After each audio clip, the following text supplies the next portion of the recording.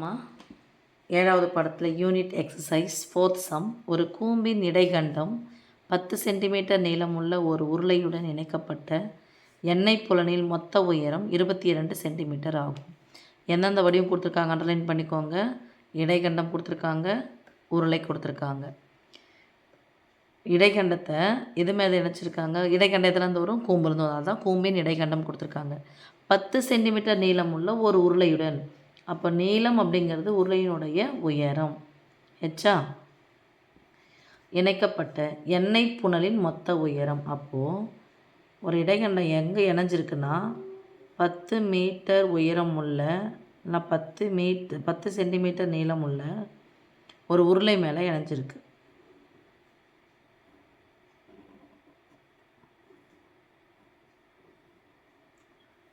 ஒரு புனல். ஓகே, இந்த புனலினுடைய மொத்த உயரம் எவ்வளோன்னு கொடுத்துட்டாங்க? 22 சென்டிமீட்டர் கொடுத்துட்டாங்க. இப்போது உருளையினுடைய உயரம் ஹெச் ஈக்குவல் எவ்வளோன்னு எடுத்துக்கலாம். அவங்க கொடுத்தது 10 சென்டிமீட்டர். ஓகே, உருளையின் மொத்த உயரம் 22ன்னு சொல்லிட்டாங்க. இப்போ பாருங்கள், புனலின் மொத்த உயரம் 22 சென்டிமீட்டர், மொத்தமாக 22. இதில் இது மட்டும் எவ்வளோன்னு போயிடுச்சு? 10 போயிடுச்சு. அப்போ இடைகண்டத்தினுடைய உயரம் என்னவாக இருக்கும்? இதானே இடைகண்டத்தின் உயரம். அப்போ இது மட்டும் 10 போயிடுச்சுன்னா மொத்தம் 22, இது 10 போயிடுச்சா மீதி எவ்வளோ இருக்கும்? 10 கூட 12 சேர்த்தா தானே 22. அப்போது இடைகண்டத்தின் உயரம் ஹெச் ஈக்குவல் டு 12 சென்டிமீட்டர். இதை நான் H1 வச்சுக்கிறேன், உருளையினுடைய உயரத்தை. இதை H2ன்னு வச்சுருக்கேன். ஓகேம்மா. அடுத்தது, உருளையின் விட்டம் 8 சென்டிமீட்டர். உருளையினுடைய விட்டம் இதான் ஃபுல்லாக. இந்த உருளையினுடைய விட்டம் நான் சொல்லலாம், ஸ்மால் டின்னு சொல்லிட்டா. எத்தனை சென்டிமீட்டர்? 8 சென்டிமீட்டர். நமக்கு விட்டம் வேணுமா, ஆரம் வேணுமா? ஆரம் வேணும். திஸ் இம்ப்ளைஸ் ஆரம் ஈக்குவல் டு 8இல் பாதி, விட்டத்தில் பாதி ஆரம். அப்போ 8ல் பாதி எவ்வளோ? 4. 8/2ன்னு சொல்லுவோமா? 4 2 8. So 4 centimetre. இது 4 சென்டிமீட்டர்னா இதுவும் எவ்வளோ தான் இருக்கும்? 4 சென்டிமீட்டர். இதுவும் என்னது? ஆரம். இந்த ஆரமும் சமமாக இருக்குது. ஆரம் ஈக்குவல் டு 4 சென்டிமீட்டர். நான் இடைகண்டத்துக்கு தனியாக எழுதிட்டுருக்கேன், இங்கே தனியாக எழுதிட்டுருக்கேன், படத்தை வச்சே நான் எழுதிட்டுருக்கேன். ஓகே. அடுத்தது, புனலின் மேற்புற விட்டம் 18 சென்டிமீட்டர். மேற்புறம்னா இதான புனலுக்கு. அப்போ மேற்புற விட்டம் சொல்லிட்டாங்க. ஃபுல்லாக மையப்புள்ளியின் வழியாக செல்லக்கூடிய மிகப்பெரிய விட்டம். இந்த விட்டம் ஃபுல்லாக சொல்லிட்டாங்க. அது ஏற்கனவே ஒரு ஸ்மால் டி போட்டேன், டயாமீட்டருக்கு. இது ஒரு கேபிட்டல் டின்னு போட்டுக்கிறேன். எவ்வளோன்னு சொல்லிட்டாங்க? மேற்புற விட்டம் 18 சென்டிமீட்டர். திஸ் இம்ப்ளைஸ் எனக்கு இது சின்ன ஆரம், இது பெரிய ஆரம். பெரிய ஆரம்னா capital letter R equal to, இதில் பாதி எத்தனை 2 18, 9 2 18, 18/2. 18 பாதியாக பிரிக்கணும். பாதினானது /2, 9 சென்டிமீட்டர். ஓகே. இப்போ என்ன கேட்குறாங்கன்னா, புனலை உருவாக்க தேவையான தகர அட்டையின் பரப்பளவு. ஒரு தகர அட்டை தேவை அப்படின்னா அந்த புனலை உருவாக்குறதுக்கு எவ்வளோ தகர அட்டை தேவைப்படும் அப்படின்னா, இப்போ இது மாதிரி வைக்கிறோன்னு வச்சுக்கோங்க. ஒரு உருளை வைப்போம், ஒரு இடைக்கண்டம் வச்சுட்டு வரைஞ்சி கட் பண்ணுவோம் இல்லையா? அப்போ என்ன பரப்பு? அது பேருமா இப்படி போயிட்டே இருக்கும் அப்படின்னு சொன்னால், இந்த வடிவம், இந்த ஷேப் வரணும், நமக்கு. அப்போ என்ன பரப்பு? அது பேர் வலைப்பரப்பு. அப்போ தேவையான தகர அட்டையின் பரப்பு என்பது உருளைக்குமான வலைப்பரப்பையும் இடைகண்டத்தினுடைய வலைப்பரப்பையும் சேர்த்தா எனக்கு கிடைச்சிரும். அப்போ தேவையான தகர அட்டை அல்லது தேவையான அட்டையின்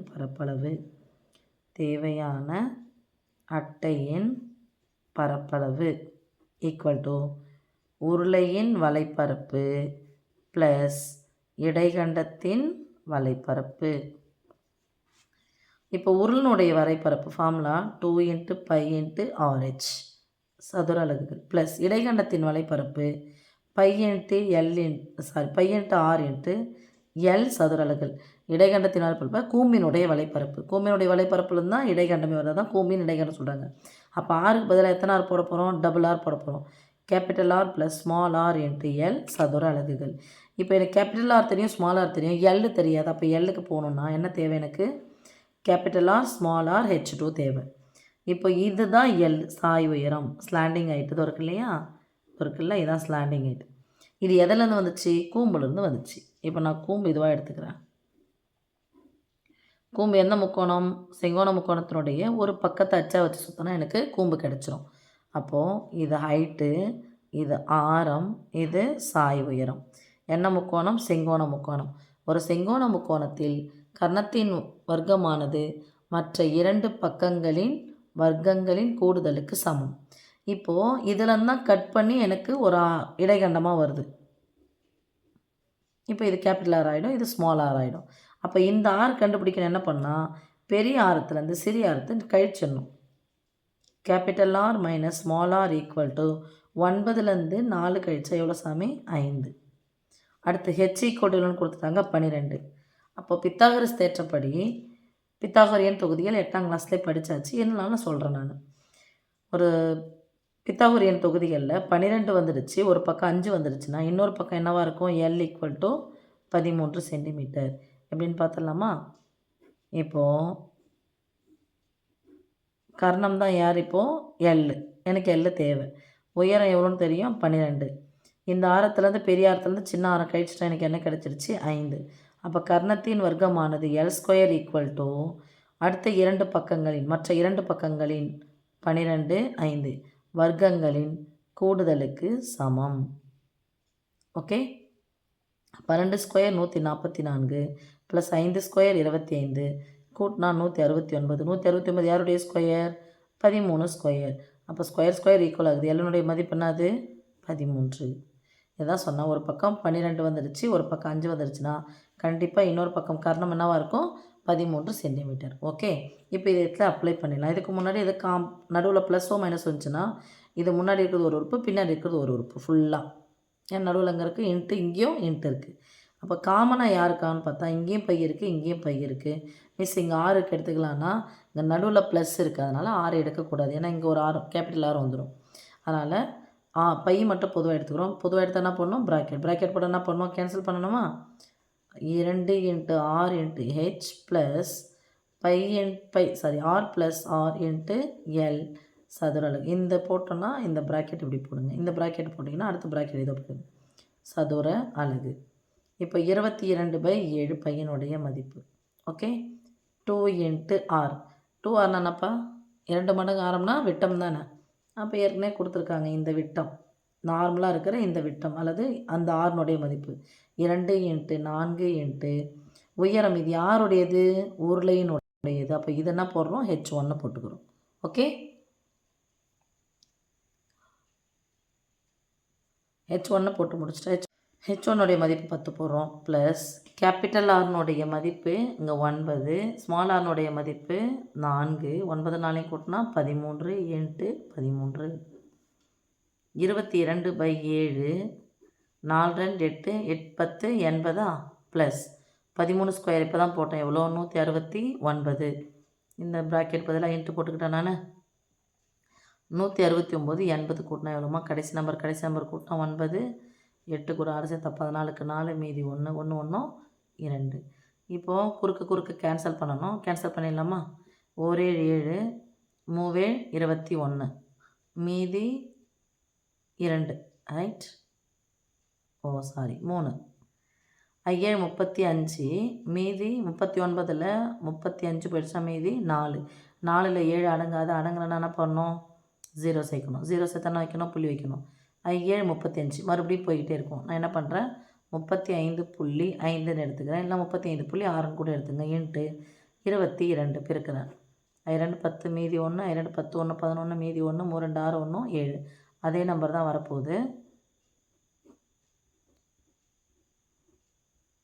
ஓகே. சப்போஸ் இங்கே 6 எடுத்தீங்க அப்படின்னு சொன்னால் 6 2 12 மீதி 1 2 10 1 12. அப்போ இங்கே என்ன வரும்? 2ன்னு வரும். இப்போ இங்கே 2 இங்கே 3 அது மாதிரி வரும். ஒரு ஸ்தானம் தள்ளி புள்ளி வைக்கணும்.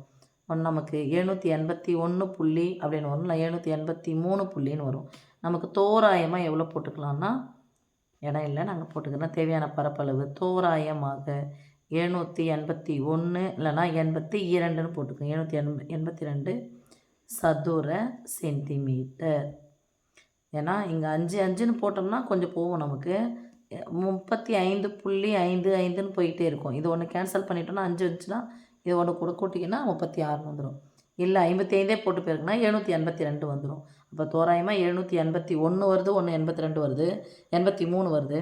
அதனால் 782ன்னு போட்டுக்கோங்க. இல்லைன்னா 781 சதுர அலகுகள் போட்டாலும் தப்பு கிடையாது. தோராயமாக 781 சதுர அலகுகள். அலகு பதிலாக என்ன போட போகிறோம்? சென்டிமீட்டர். ஓகே, தேங்க்யூம்மா.